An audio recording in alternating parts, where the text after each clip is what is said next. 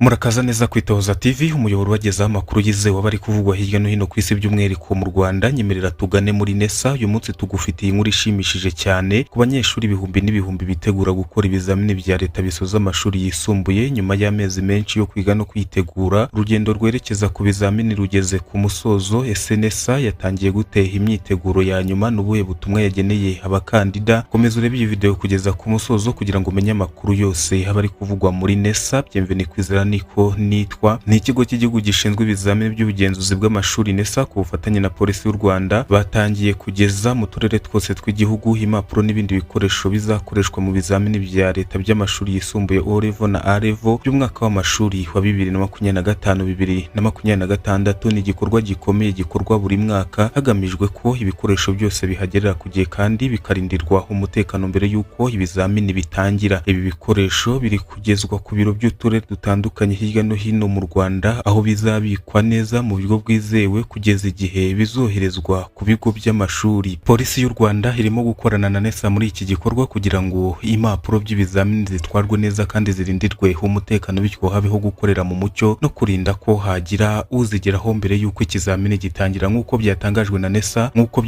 na NESA, ibizamini bya leta biteganyijwe ko bizatangira ku itariki 15 Nyakanga 2026, bivuze ko hasigaye iminsi mike cyane ngo abakandida binjire mu byumba by'ibizamini batangire bakore. Ni igihe kiri gusaba ko buri munyeshuri agomba gutuza, kongera gusubira mu masomo, kuruhuka neza bihagije no kwirinda ibintu byose bishobora kumurangaza. NESA kandi yifurije amahirwe masa abakandida cyangwa se abanyeshuri bose bazitabira ibi bizamini, ibasaba kuzakora neza batuje, bizeye ubushobozi bwabo kandi bakirinda ibikorwa byose byaba uburiganya cyangwa se imyitwarire inyuranyije n'amabwiriza. Ababyeyi nabo barasabwa gukomeza gutera inkunga abana babo muri iki gihe cya nyuma, babaha umwanya uhagije wo gusubiramo amasomo no kubafasha kugera ku bizamini bafite ituze. Ku mashuri, abarimu n'abayobozi b'ibigo, ni igihe cyo kurangiza imyiteguro ya nyuma kugira ngo buri mukandida azakore ikizamini mu buryo buboneye kandi bwubahiriza amategeko. Ku bakandida bose cyangwa se abanyeshuri bose bagiye gukora ikizamini, ubutumwa ni bumwe: mukore ibizamini mutuje kandi mwizeye ibyo mwize, kandi mwirinde uburiganya kuko ejo hazaza hanyu hubakiye ku bunyangamugayo n'umuhate mugiye gukorana. Tubifurije amahirwe masa abanyeshuri bose bitegura gukora ibizamini bya leta bya 2025-2026. Niba uri umukandida cyangwa se uri umunyeshuri cyangwa se ufite umwana, umuvandimwe cyangwa se inshuti igiye gukora ibizamini, wandika ubutumwa bwo kumwifuriza amahirwe masa muri iki gice cy'ibitekerezo. Niba ukunda amakuru yizewe kandi abari kuvugwa hirya no hino ku isi, kandi subscribe ku Itohoza TV Rwanda, ukande n'akazogira kugira ngo amakuru yacu azajye akugereraho ku gihe. Like, sangiza abandi iyi video kandi utange n'igitekerezo cyawe hasi. Murakoze cyane. Bienvenue kwizera niko nitwa.